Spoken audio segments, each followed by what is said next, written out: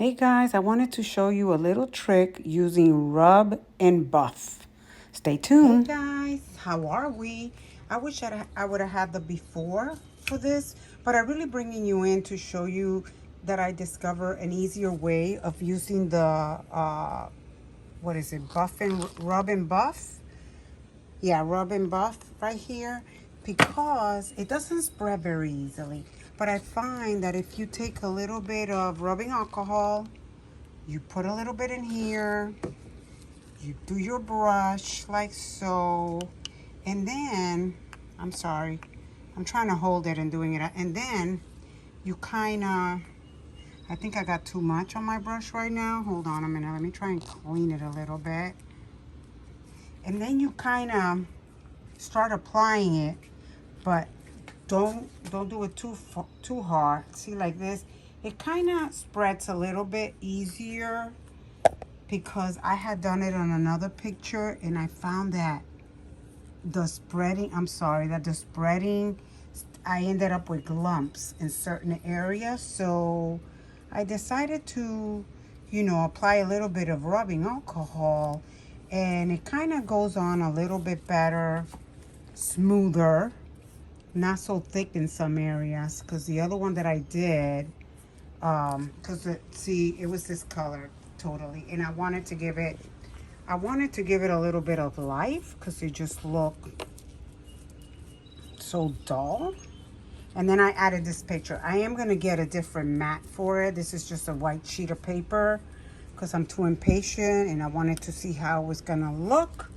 So anyway, but if you do this like you see here, see, I do have I mixed the paint with a little bit of the rubbing alcohol, and it just makes the paint, it does dry really fast. So that's another reason why I was trying to find another way of applying the Rub and Buff, because it just dries really fast, and if you don't work fast, you end up with glumps. And that's what I had on the other one. I wasn't really happy.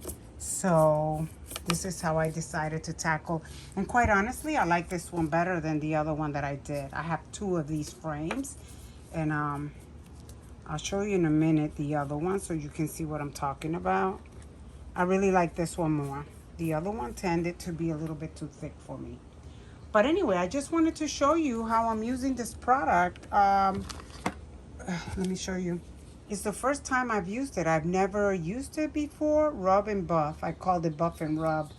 I always say things backwards. But this little thing, I ordered it from Amazon, and it came with 4 of these. So you have a silver, a black, and 2 types of gold in it. But anyway, like I said, this thing dries really fast, so I'm going to bring it inside so I can show you the other one that I did. See, it's already dry. I really am happy with it, because that brown was driving me crazy. Let me open the door, guys. I'm sorry. Here's the other one. I'm going to put this one right next to it so you can see them both too. Well, I don't see... I do... Well, I don't know. They both kind of look the same, don't you think? But I really like the technique using a little bit. See, I was afraid. I'm going to have to take this one back and add a little bit more of the gold and here, because I was afraid. You see how I ended up with that glob there? That's what I'm talking about, and that's what you don't want.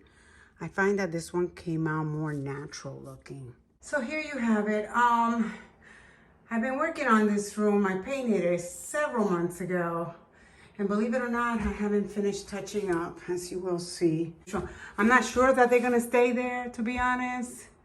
I can't make up my mind. I'm not really feeling it on these 2 walls, so I'll probably take them down, as I often. Anyway, just wanted to show you what I've been up to, as usual. Have a fantastic day, and be kind to one another.